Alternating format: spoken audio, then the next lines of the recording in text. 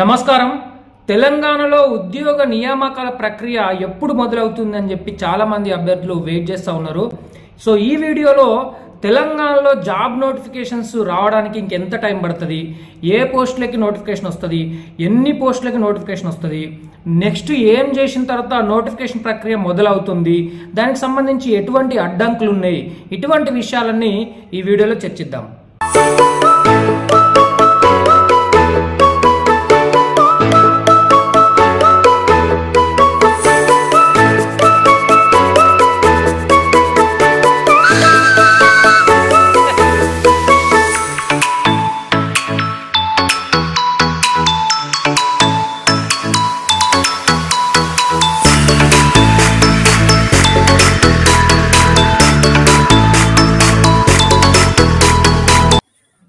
ముందుగా తెలంగాణలో job calendar లేదా జాబ్ నోటిఫికేషన్స్ రిలీజ్ చేయడానికి మిగిలి ఉన్న స్టెప్స్ ఏంటి అనే విషయాలు చర్చిద్దాం. ఆ తర్వాత ఈ జాబ్ నోటిఫికేషన్స్ రిలీజ్ చేయడానికి ఉన్న ఎక్స్పెక్టెడ్ టైం ఏంటి, అంటే ఎప్పుడు రిలీజ్ చేసే అవకాశం ఉంది మోస్ట్ లైక్లీ అనే విషయాలు చూద్దాం. ఆ తర్వాత ఏం జాబ్ నోటిఫికేషన్స్ వచ్చే అవకాశం ఉంది చూద్దాం. దాని తర్వాత ఒక రఫ్ అంటే అప్రాక్సిమేట్ నంబర్ ఆఫ్ వ్యాకెన్సీస్ అనేది చూద్దాం. ఇది ఎగ్జాక్ట్ కాదు, అప్రాక్సిమేట్. ఎగ్జాక్ట్ అనేది నేను తర్వాత మళ్ళీ సపరేట్ వీడియోలో చెప్తా. అయితే వీడియోలోకి వెళ్లే ముందు మీరు కొన్ని విషయాలు గుర్తుపెట్టుకోవాలి. ఈ వీడియోలో ఉన్న ఇన్ఫర్మేషన్ అనేది సబ్జెక్టెడ్ టు చేంజ్. ఇది ఓన్లీ ప్రెసెంట్ ఉన్న కండిషన్స్, ప్రెసెంట్ ఉన్న ఇన్ఫర్మేషన్ బేస్డ్ మీద మాత్రమే చేయడం జరుగుతుంది. ఫ్యూచర్ లో ఎటువంటి చేంజెస్ అయినా జరిగే అవకాశం ఉంది. సో జాబ్ నోటిఫికేషన్స్ రిలీజ్ చేయడానికి లేదా రివైజ్డ్ జాబ్ క్యాలెండర్ ఇవ్వడానికి తెలంగాణలో ఉన్న నెక్స్ట్ ప్రాసెస్ ఏంటంటే, ఫస్ట్ ఫోర్మోస్ట్ థింగ్ వీళ్ళు చేయాల్సింది ఏంటి గవర్నమెంట్ అంటే, ఈ ఎస్సీ బైఫర్కేషన్ అనే చట్టాన్ని చేసి దానికి గైడ్ లైన్స్ అనేది ఇవ్వాలి. ఎస్సీ ఇష్యూ మీ అందరికీ తెలిసిందే. గత 30 ఏళ్లుగా ఈ ఇష్యూ అనేది నానుతూ ఉంది. 1990s లో స్టార్ట్ అయిన ఇష్యూ మొన్న 2024 సుప్రీంకోర్టు ఆగస్టు జడ్జిమెంట్ తో క్లోజ్ అయింది. మనకు అందరికీ తెలిసిన ఫేమస్ పర్సనాలిటీ, మొన్న పద్మ అవార్డు గ్రహీత మందకృష్ణ మాదిగ ఎన్నో ఏళ్ల నుంచి పోరాటం చేస్తున్నారు. ఈ ఇష్యూ ఏంటంటే, ఎస్సీలలో రకరకాల కులాలు ఉన్నాయి. ఈ ఎస్సీలకి మొత్తం మందికి కల్పించిన రిజర్వేషన్ 15%. అయితే ఈ కులాలలో అందరూ సేమ్ లేరు. కొంతమంది డెవలప్డ్ ఉన్నారు, కొంతమంది అండర్ డెవలప్డ్ ఉన్నారు, కొంతమంది మోస్ట్ బ్యాక్వర్డ్ ఉన్నారు.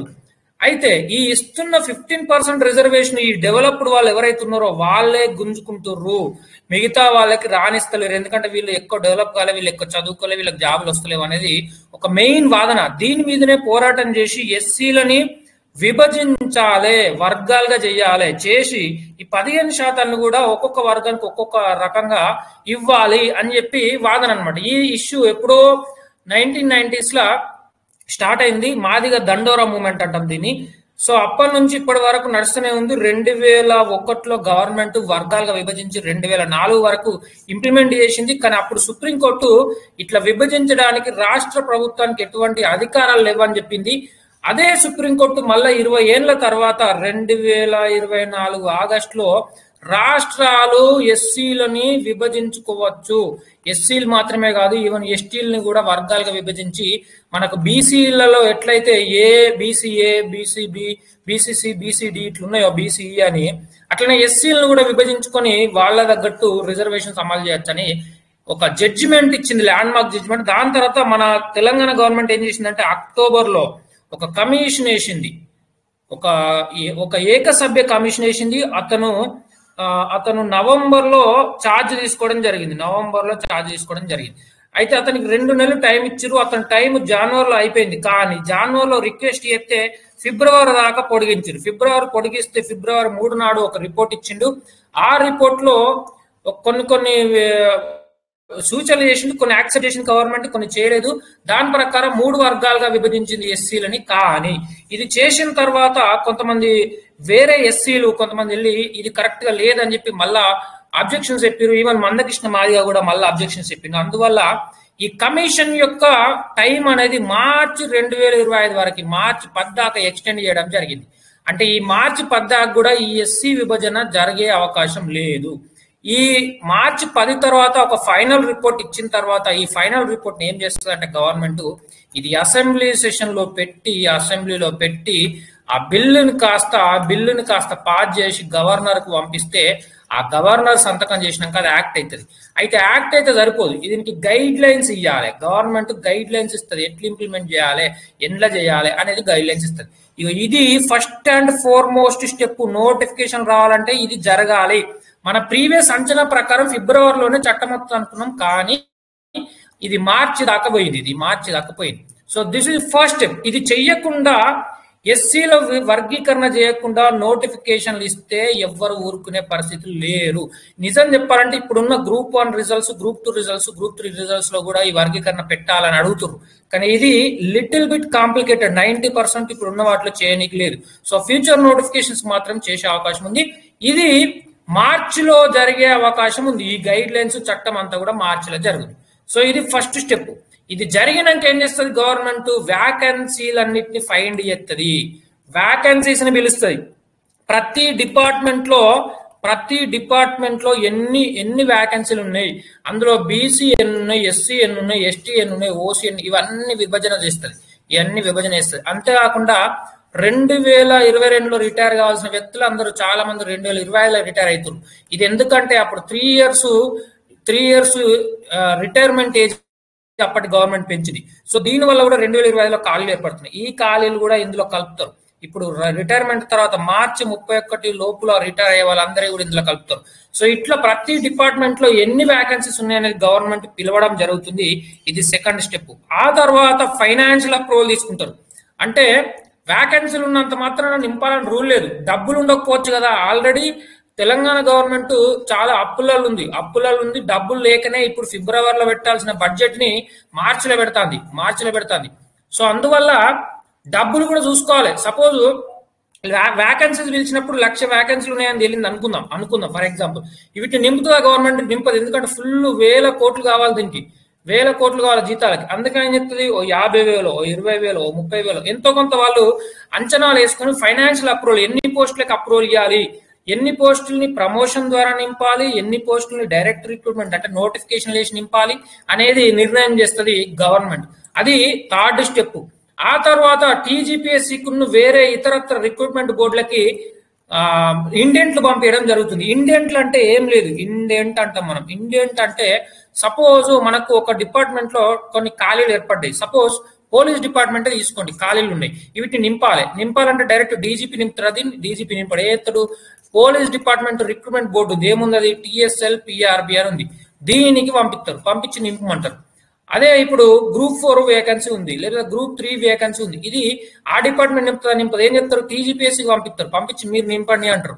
ఇట్లా వీళ్ళు మీరు నింపండి ఖాళీలని పంపించే ఫైల్ ని ఇండెంట్ అంటున్నాం. సో ఈ ఇండెంట్ తయారు చేయాలంటే కూడా కొంచెం టైం పడుతుంది, ఉట్టినే కాదు. ఎందుకంటే ప్రతి పోస్ట్ ని వాళ్ళు ఏ కేటగిరీ కింద వస్తుంది, ఎస్సీయా బీసీయా ఏంది, అందులో ఉమెన్ కి ఎన్ని ఇవ్వాలి, క్వాలిఫికేషన్ ఏం పెట్టాలి, ఏజ్ రిలాక్సేషన్ ఎంత పెట్టాలి, ఏం ఎగ్జామ్ పెట్టాలి, ఏంది, ఇవన్నీ డీటెయిల్స్ తో డిపార్ట్మెంట్స్ టీజీపీఎస్సీ కానీ ఇతరత్ర బోర్డులకు కానీ, సపోజ్ టీచర్ అయితే డిఎస్సి బోర్డు ఉంటుంది, గురుకుల వాళ్ళకి గురుకుల బోర్డు ఉన్నది, మెడికల్ వాళ్ళకి మెడికల్ బోర్డు ఉన్నది. ఇట్లా ఏ బోర్డుకి ఆ బోర్డు పంపించడం జరుగుతుంది. ఆ ఇండెంట్స్ వేకెన్సీస్ లిస్టు ఇండెంట్ మొత్తం పంపించడం జరుగుతుంది. దాని తర్వాత ఆ రిక్రూట్మెంట్ బోర్డు స్టడీ చేసి వీళ్ళు పంపిన ఫైల్ ని స్టడీ చేస్తారు. వాళ్ళు పంపించగానే నోటిఫికేషన్ అయ్యారు, వీళ్ళు పంపించిందని స్టడీ చేస్తారు. సపోజ్ గ్రూప్ 1 వేకెన్సీస్ పంపించారు, ఇండెంట్ పంపించగానే టీజీపీఎస్సీ చేస్తుంది. ఒక వారమో 10 రోజులు తీసుకొని స్టడీ చేస్తుంది. ఏమైనా తప్పులు ఉన్నాయా దీంట్లో, ఇంకేమైనా డేటా కావాలా అని చెప్పి అడుక్కోవడం జరుగుతుంది. ఈ తర్వాత మాత్రమే నోటిఫికేషన్ రిలీజ్ చేయడం జరుగుతుంది. ఇది ఫైనల్ స్టెప్. అయితే ఇది మెయిన్ స్టెప్పులు నేను ఈ స్లైడ్ లో చెప్పడం జరిగింది. దీంట్లో కొన్ని ఛాలెంజెస్ ఉన్నాయి. దీంట్లో ఛాలెంజెస్ ఏంటో కూడా చెప్తా. అండ్ ఈ స్టెప్లకి ఎంతెంత టైం పడుతుందో చూద్దాం. ఇది బెస్ట్ కేసు అన్నమాట. ఈ 5 స్టెప్పులు అనేవి కూడా బెస్ట్ కేసుకు సంబంధించి చెప్పినాయి, వరస్ట్ కేసుకి చెప్పింది కాదు. వరస్ట్ కేసులో మధ్యలో ఇంకా వేరే ఇష్యూలు ఇన్వాల్వ్ కావచ్చు. We don't know, that also I will tell you. But best కేసులో మాత్రం ఇప్పుడు జరగాల్సింది ఏముందంటే ఎస్సీ బైఫర్కేషన్ జరగాలి, వ్యాకెన్సీస్ ఫైండ్ చేయాలి, ఆర్థిక శాఖ ఆమోదం తెలపాలి, రిక్రూట్మెంట్ బోర్డులకి ఇండెంట్లు పంపాలి, తర్వాత నోటిఫికేషన్ రిలీజ్ చేయాలి. వీటికి సంబంధించి టైం లైన్స్ ఒకసారి చూద్దాం. మనకు బైఫర్కేషన్ ఎస్సీ యాక్ట్ కానీ ఎస్సీ గైడ్ లైన్స్ కానీ రానికి మినిమం 1 మంత్ పడుతుంది. అంటే మార్చి 15 నుంచి సమ్ 30 మధ్యలో రావచ్చు, మార్చ్ మిడిల్ నుంచి ఎండింగ్ వరకు రావచ్చు. నెక్స్ట్ అది వచ్చిన తర్వాత వీళ్ళు ఏం చేస్తారు, వ్యాకన్సీస్ పిలవాలి, వ్యాకన్సీస్ లిస్ట్ ఫైండ్ చేయాలి, వ్యాకన్సీస్ ఫైండ్ అవుట్ చేయాలి. అది నీకు 15 నుంచి 20 రోజులు పడుతుంది. దాని తర్వాత ఆర్థిక శాఖ అప్రూవల్ ఇవ్వాలి, ఒక 1 వీక్ లో ఇచ్చేస్తుంది, అది పెద్ద మ్యాటర్ కాదు. తర్వాత వీళ్ళు ఏం చేస్తారు, ఇండెంట్లు పంపిస్తారు. సో ఆర్థిక శాఖ ఇవ్వగానే వెంటనే రిక్రూట్మెంట్ వస్తుంది అనుకుంటారు, అట్లా రాదండి. అట్లా చూస్తే ఆర్థిక శాఖ ఆమోదం తెలిపి ఇప్పుడు ఆర్టీసీ వ్యాకన్సీస్ 3000 వ్యాకన్సీస్ ఆమోదం తెలిపి 6 నెలలు దాటిపోయింది, ఎప్పుడో అయింది, సంవత్సరం దగ్గరికి వస్తుంది, అయినా రిక్రూట్మెంట్ చేయలేదు. సో ఆర్థిక శాఖ ఇస్తే కూడా జస్ట్ నమ్మనీకి లేదు, ఇండెంట్లు పంపితే మాత్రమే నమ్మకం వస్తుంది.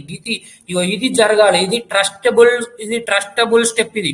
ఈ స్టెప్ కనుక జరిగింది అనుకోండి, మనకు రిక్రూట్మెంట్ అయితే స్టార్ట్ అయింది అనమాట.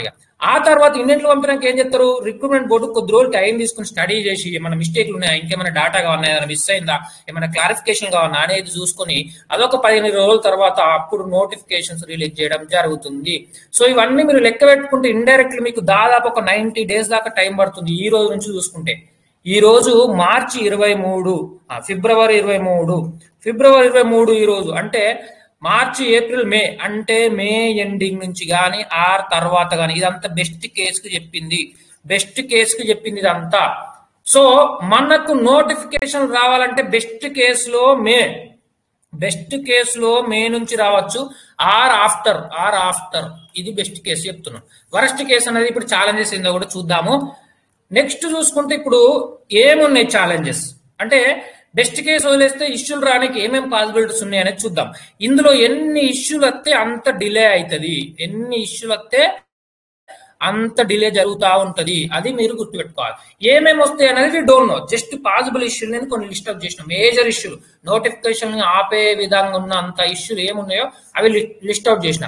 ఫస్ట్ ఏంటంటే బీసీ రిజర్వేషన్ ఇష్యూ. ఈ మధ్య గవర్నమెంట్ యాక్చువల్లీ బీసీ రిజర్వేషన్ సంబంధించి ఒక కమిషన్ వేసింది, ఈ reservations only local bodies election సంబంధించిన కమిషన్. ఇది చాలా మంది కన్ఫ్యూజ్ అవుతారు, ఇది బీసీ రిజర్వేషన్లు జాబ్లలో పెంచుతారు అనుకుంటారు. కాదు, ఓన్లీ లోకల్ బాడీ పంచాయతీ ఎలక్షన్లలో మాత్రమే పెంచనీకి ఒక కమిషన్ వేసింది. నిజానికి బీసీ కమిషన్ ఒకటి నార్మల్గా ఉంటుంది, కానీ ఈ కమిషన్ ని హైకోర్టు ఒప్పుకోకపోతే సపరేట్ కమిషన్ వేసారు, సపరేట్ రిజర్వేషన్ల కోసం ఒక సపరేట్ కమిషన్ వేసారు.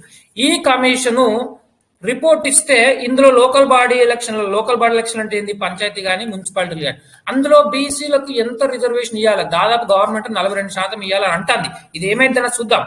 సో దీనికోసం వేసారు. కానీ కొత్తగా గవర్నమెంట్ ఇంకొక ప్రతిపాదన తెచ్చింది, ఇదే రిజర్వేషన్ మేము ఎంప్లాయ్మెంట్ అంటే జాబులల్లా, ఎడ్యుకేషన్, విద్యలో కూడా ఇంప్లిమెంట్ చేద్దాం అనుకుంటున్నాం అంటారు. కానీ ఇది అంత ఈజీ విషయం కాదు. బికాజ్ ఈ రిజర్వేషన్స్ అనేవి 50% దాటిపోతాయి. 50 కాదు, 60 కాదు, 70, 80 దాకా పోతుంది. అప్పుడు కష్టం అవుతుంది. మనకు బీహార్ గవర్నమెంట్ తీసుకుంటే example, classical example, Bihar government ఇట్లనే బీసీలో రిజర్వేషన్లను పెంచితే హైకోర్టులో దాన్ని కొట్టిపడేసింది. అది అసలు మీరు ఏం స్టడీ చేసి ఎట్లా పెంచింది, ఇది ఏ రకంగా చూసినా ఇది 50% రిజర్వేషన్ ని దాటిపోతుంది. ఇది ఒకటి. రెండోది వీళ్ళ స్టడీ కరెక్ట్ లేదని కూడా చెప్పింది. అంటే మీరు ఏ విధంగా వీళ్ళని పెంచారు, ఎట్లా వెనకబడ్డారని మీకు ఎట్లా తెలుసు, కరెక్ట్ స్టడీ చేయలేదు. సో ఇది కనుక గవర్నమెంట్ పెంట పెట్టుకుంటే ఇయర్స్ పడుతుందండి, ఇయర్స్ పడుతుంది. ఈవెన్ నోటిఫికేషన్ 1 ఇయర్ తర్వాత రావచ్చు అప్పుడు, లేకపోతే ఎప్పుడొస్తో తెలియదు. సో ఓన్లీ ఎలక్షన్స్ వరకు చేస్తుంది అంటే మాత్రం నో ప్రాబ్లం. ఒకవేళ నోటిఫికేషన్లకు కూడా ఈ విషయాన్ని లింక్ పెడితే, అంటే ఎంప్లాయ్మెంట్ లో కూడా రిజర్వేషన్ పెంచుతాం, బీసీలు పెంచినాకనే ఇస్తామంటే మాత్రం ఇక టైంకి మస్తు టైం పడుతుంది. అప్పుడు ఈవెన్ 1 ఇయర్ కూడా పట్టే అవకాశం ఉంటది. కానీ ఇది జరిగే విషయం కాదు. జనరల్ ఇది ఇంప్లిమెంట్ చేద్దాం అనుకున్నా కూడా గవర్నమెంట్ అది తీసే విషయం కాదు. పార్లమెంట్ ఒప్పుకోదు, లేకపోతే కోర్టులు ఒప్పుకోవు, పెద్ద తతంగా అవుతుంది. ఇది చిన్న విషయం అయితే కాదు. ఈవెన్ 1 ఇయర్ పెట్టినా ఇంప్లిమెంట్ చేయగలుగుతారని గ్యారంటీ లేదు. నెక్స్ట్ ఉన్న అడ్డంకి ఏముంది, ఒకటి లోకల్ బాడీ ఎలక్షన్లు అడ్డంకి ఉన్నాయి. ఇది నోటిఫికేషన్లు ఇచ్చే టైంలో జరిగితే, లేకపోతే ఇది కూడా అడ్డంకి కాదు. మనకు నోటిఫికేషన్లు ఇచ్చే టైంలో ఎలక్షన్లు ఉంటే మాత్రమే అప్పుడు నోటిఫికేషన్ ఎఫెక్ట్ చేస్తుంది. ఇవి రెండు ప్యారల్ గా జరిగినప్పుడు, ఒకవేళ ఎలక్షన్ ముంగటనే నోటిఫికేషన్ ఇచ్చినా ఇష్యూ లేదు, ఎలక్షన్ తర్వాత నోటిఫికేషన్ ఇచ్చినా ఇష్యూ లేదు. ఓన్లీ రెండు ఒకేసారి క్లాష్ అయినప్పుడు మాత్రమే ఇష్యూ. సో ఇదొకటి ఉంది. నెక్స్ట్ సిలబస్ చేంజ్ కి సంబంధించి కూడా ఒక చిన్న ప్రతిపాదనలు వస్తున్నాయి. ఎందుకంటే మనకు టీజీపీఎస్ చైర్మన్ కూడా కొన్ని కామెంట్లు చేసిండు. ఏమని చేసిండు, ఇవి కొన్ని పేపర్లు అవసరం లేదు గ్రూప్స్ లాంటి ఎగ్జామ్లల్లా, లేకపోతే కొన్ని క్వశ్చన్లు ఇవ్వాల్సింది కాదు, ఇది అవసరం లేదు అది అవసరం లేదు, కొన్ని చిన్న కామెంట్లు చేసిండు. అది అఫీషియల్ కాదు కానీ ఉట్టిన మీడియా సమావేశంలో అన్నాడు. నిజంగా ఒకవేళ ఆ చేంజెస్ కనుక ఏమైనా సిలబస్ చేంజెస్ చేయాలి అనుకుంటే మాత్రం అప్పుడు కూడా ఇట్ విల్ టేక్ టైం, మళ్ళీ డిలే అవుతుంది నోటిఫికేషన్స్. Next reforms, reorganisation. ఇక్కడ రీఫార్మ్స్ అంటే ఏం లేదు. సపోజ్ ఆల్రెడీ పోయిన జాబ్ క్యాలెండర్ లో గవర్నమెంట్ ఏమన్నది, గ్రూప్ 4 ని గ్రూప్ 3 లో మెర్జ్ చేస్తా అన్నది. లేకపోతే ఎఫ్ఆర్ఓ పోస్టుని గ్రూప్ 2 లో మెర్జ్ చేస్తా అన్నది, ఎఫ్బిఓ పోస్టులు, ఇట్లా కొన్ని ఏసీఎఫ్ పోస్ట్ ని గ్రూప్ 1 లో మెర్జ్ చేస్తా అన్నది. ఇట్లా కొన్ని రీఫార్మ్స్ ని ప్రకటించింది. అంతేకాకుండా టీజీపీఎస్సీ బోర్డులో కూడా రీఫార్మ్స్ చేపట్టాలని ఒక వాదన ఉన్నది. ఇక రకరకాల కొన్ని చేంజెస్ చేయాలి అనేది ఉంది. కామన్ ఎగ్జామ్ పెట్టాలి కొన్నిటికని ఉన్నది. ఆల్ ఇంజనీరింగ్ పోస్టులకు కామన్ ఎగ్జామ్ పెట్టాలని, ఆన్లైన్ ఎగ్జామ్ పెట్టాలని వాదన ఉన్నది. లేకపోతే గ్రూప్ 1 లాంటి ఎగ్జామ్ లో మెయిన్స్ పేపర్ లో తెలుగు పెట్టాలి అని ఉన్నది, క్వాలిఫైడ్ పేపర్. ఇట్లా రకరకాల ఉన్నాయి. నేను కొన్ని గుర్తొచ్చినా చెప్తున్నా. ఇట్లాంటి రీఫార్మ్స్ ఏమన్నా గవర్నమెంట్ చేయాలనుకుంటే అప్పుడు కూడా టైం పడుతుంది. ఇంకో విషయం రీఆర్గనైజేషన్ అంటే ఏంటంటే డిపార్ట్మెంట్లని హేతుబద్ధీకరణ చేస్తారు. హేతుబద్ధీకరణ అంటే ఏంటంటే అసలు ఇంతమంది స్టాఫ్ అవసరమా, అసలు నిజంగా ఎంతమంది కావాలి, మళ్ళీ ఒకసారి ఫ్రెష్ గా స్టడీ చేసి ఎంతమంది కావాలి అనేది స్టడీ చేసి చెప్పండి అంటారు. దీన్ని రేషనలైజేషన్ లేదా రీఆర్గనైజేషన్, పునర్విభజన లేకపోతే రేషనలైజేషన్, హేతుబద్ధీకరణ అంటారు. ఇది జరిగితే కూడా టైం పడుతుందండి. అది జరిగితే కూడా టైం పడుతుంది. అట్లాంటి జరుగుతుందని అనుకుంటలేను. బట్ జస్ట్ పాసిబుల్ ఆప్షన్స్ చెప్తున్నా, పాసిబుల్ ఏ విధంగా హాల్ట్ కావచ్చు నోటిఫికేషన్ అనేది చెప్తున్నా. Next regularisation of existing employees. ఈ పాయింట్ ఎందుకు రాసినంటే ఇప్పుడు మీరు అబ్జర్వ్ చేస్తే పవర్ సెక్టార్ లో ఏమని లుల్లైతుంది, ఆర్టిజన్స్ అని ఉన్నారు. ఆర్టిజన్స్ అని వీళ్ళు అప్పట్లో కాంట్రాక్ట్ ఎంప్లాయీస్. ఇది నేను పాలర్జలు ఉన్నప్పుడు వాళ్ళకు అపాయింట్మెంట్ లెటర్స్ నేనే ఇచ్చిన. అప్పుడున్న గవర్నమెంట్ వీళ్ళని రెగ్యులరైజ్ చేసింది. సరే చేసిరు, ప్రాబ్లం లేదు. ఇప్పుడు వీళ్ళు ఏమంటారు అంటే జేఎల్ఎం పోస్టులు మాకే ఇయ్యాలంటారు. జేఎల్ఎం పోస్టులు మాకే వీళ్ళు గొడవ చేస్తారు. ఆల్రెడీ విద్యుత్ ముట్టడి చేసారు. సో ఇట్లాంటి ఇష్యూలు కొన్ని జరుగుతున్నాయి. రకరకాల డిపార్ట్మెంట్లలో ఉన్న వ్యక్తులు రెగ్యులరైజ్ చేయమని అడుగుతారు. సపోజ్ విఆర్ఓలు తీసుకుంటే డిప్యూటీ సర్వేయర్ పోస్టులు ఇవ్వమని అడుగుతారు. విఆర్ఓలకి డిప్యూటీ సర్వేయర్ పోస్టులు ఇవ్వమని అడుగుతారు. ఇట్లా రకరకాల డిపార్ట్మెంట్లో రకరకాల సంబంధించి పోస్ట్, ఈ పోస్ట్ మాకు కావాలి, ఆ పోస్ట్ మాకు కావాలని మాట్లాడుతారు. ఇప్పుడు సపోజ్ పవర్ సెక్టర్ లో జేపీఏ అని పోస్ట్ ఉంటుంది. ఇది వడక మస్తు సంవత్సరాలు అవుతుంది జెన్కోలో. ఈ పోస్ట్ ఆర్టిజన్ మాకు ఇవ్వమని అడుగుతారు. సో ఇట్లాంటి ఏమన్నా గవర్నమెంట్ టేకప్ చేస్తే, ఇప్పుడు ఆర్టీసీ తీసుకుంటా కూడా పోయిన గవర్నమెంట్ వాళ్ళని గవర్నమెంట్ డిపార్ట్మెంట్ గా మార్చింది. కానీ ఇప్పుడు వచ్చిన గవర్నమెంట్ ఆర్టీసీ ఉన్న ఎంప్లాయీస్ ని ఇంకా కంప్లీట్ గౌట్ ఎంప్లాయీ గా మారలే, ఇంకా ఎంప్లాయీలు కాలేదు. ఇది కూడా గొడవ జరుగుతుంది. మమ్మల్ని గౌట్ ఎంప్లాయీ చేయమని గొడవ జరుగుతుంది. సో ఇట్లాంటివన్నీ ఇష్యూలు ఉన్నాయి. ఇట్లాంటివి జరిగినప్పుడు కూడా అప్పుడు పోస్టులు తగ్గడమో, నోటిఫికేషన్ లేట్ కావడమో జరుగుతుంది. సో అదొకటి. నెక్స్ట్ లీగల్ ఇష్యూస్ సంబంధించి కూడా నోటిఫికేషన్ డిలే అయ్యడానికి ఒక కారణం అవుతుంది. మీరు అనుకోవచ్చు ఇది ఎట్లా కారణం అవుతుందని.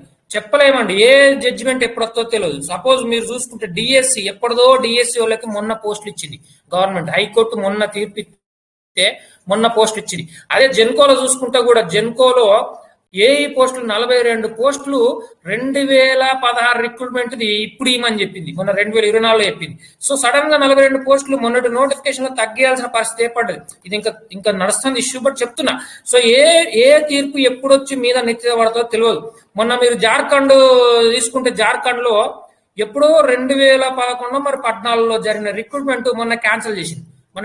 ఈవెన్ జాయిన్ అయ్యారు, పని చేస్తారు, క్యాన్సిల్. సుప్రీంకోర్టే క్యాన్సిల్ చేసింది, హైకోర్టు కాదు కదా, సుప్రీంకోర్టే అన్నది. సో ఇది ఏం చేయలేదు. ఇప్పుడు వీళ్ళని మళ్ళీ రిక్రూట్ చేయమని. ఇట్లా ఏ తీర్పు ఎప్పుడు వచ్చి నెత్తి పడుతుందో తెలియదు. సపోజ్ ఇప్పుడు ఈడబ్ల్యూఎస్ కేసు తీసుకోండి.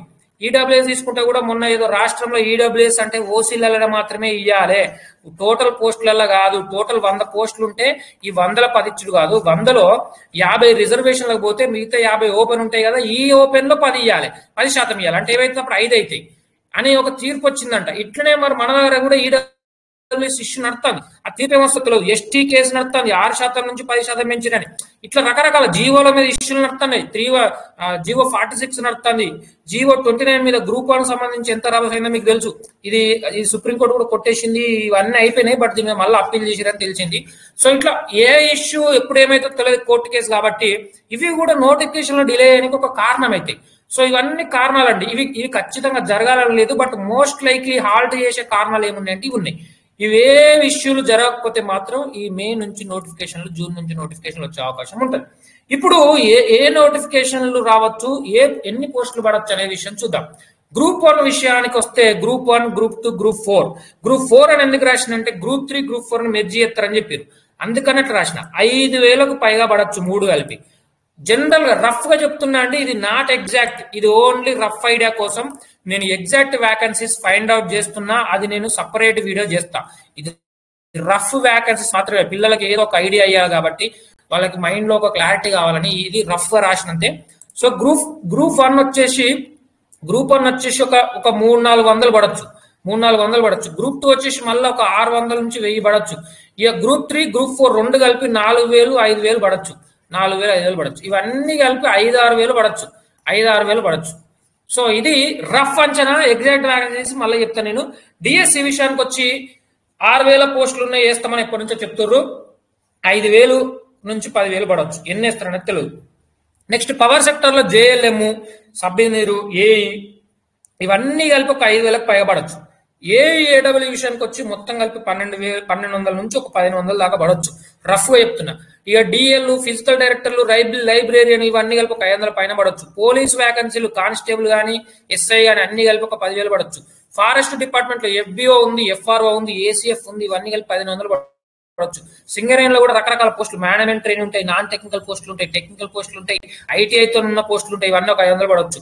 ఇక ఆర్టీసీలో 3,000 పోస్టులకి ఆల్రెడీ ఎప్పుడో ఆమోదం తెలిపింది ఫైనాన్షియల్ డిపార్ట్మెంట్, కానీ ఒక 2,000 దాకా చేస్తారని నేను అనుకుంటున్నా. తర్వాత ఇవి రఫ్ వ్యాకెన్సీలు. ఇవి కాక ఇంకా వేరే నోటిఫికేషన్లు కూడా కొన్ని పాసిబుల్ నోటిఫికేషన్లు ఉన్నాయి. ఈ వ్యాకెన్సీలు ఏంటి, ఇవి నిజంగా పడతాయా లేదా అనే విషయాలు నేను తర్వాత వీడియోలు చెప్తా. ఏఎస్ఓ, ఎంపీఎస్ఓ అంటాం. తర్వాత హెచ్ఎండబ్ల్యూఎస్ లో కూడా కొన్ని పోస్టులు ఉన్నాయి. డిప్యూటీ సర్వేర్ల మీద ఆల్రెడీ ఇష్యూ నడుస్తుంది, విఆర్ వాళ్ళకి ఇస్తారు కొన్ని పోస్టులు. వాళ్ళకు ఓంగా మిగిలిన పోస్టులు ఎత్తరా, లేకపోతే విఆర్ వాళ్ళకి ఇవ్వకుండా మొత్తం పోస్టులు ఎత్తరా తెలియదు. తర్వాత విఆర్ఓ పోస్టులు ఉన్నాయి, పంచాయత్ సెక్రటరీ పోస్టులు ఉన్నాయి, ఇవన్నీ ఇస్తారని తెలియదు. Agriculture officer, agriculture extension officer పోస్టులు ఉన్నాయి, దీనికి సంబంధించి కొన్ని ఇష్యూలు ఉన్నాయి, అదేస్తారా ఏరా తెలియదు. ఇవన్నీ మళ్ళీ నేను సపరేట్ వీడియోలు చెప్తా. అసిస్టెంట్ ప్రొఫెసర్లు వేయాలని చెప్పి మొన్ననే చక్రపాణి కమిషన్ చెప్పింది. చక్రపాణి అప్పుడు ప్రీవియస్ టీజీపీఎస్సీ చైర్మన్. ఈ అసిస్టెంట్ ప్రొఫెసర్లకు సంబంధించి ఇష్యూ నడుస్తుంది, ఈ పోస్టులు కూడా వేయాలని. అదే విధంగా విశ్వవిద్యాలయాల్లో నాన్ టీచింగ్ పోస్టులు ఉన్నాయి, గురుకులాల్లో ఉన్నాయి పోస్టులు, జేఎల్ ఉన్నాయి, పిఎల్ ఉన్నాయి. ఐటీఐ ఇన్స్ట్రక్టర్లు ఎప్పుడో ఆమోదం తెలిపింది గవర్నమెంట్, కానీ కాంట్రాక్టర్లను పెట్టుకొని నడిపిస్తుంది, కాంట్రాక్ట్ ఎంప్లాయీస్ ని. తర్వాత అకౌంట్స్ కు సంబంధించి జేఏఓ, జేపీఓ లేకపోతే ఏఓ ఇట్లాంటి పోస్టులు ఉంటాయి.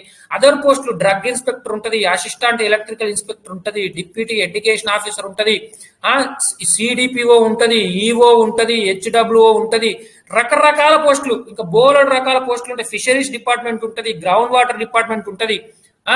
సో ఇవన్నీ సంబంధించి నేను సపరేట్ వీడియోలు మళ్ళీ చెప్తా. మేజర్ గా వాడేది మాత్రం ఇక్కడ లిస్ట్ అవుట్ చేసిన. ఇక్కడ పాసిబుల్ నోటిఫికేషన్ ఇవి కూడా వచ్చే అవకాశం ఉంది, ఇవన్నీ నేను మళ్ళీ సపరేట్ గా చెప్తా.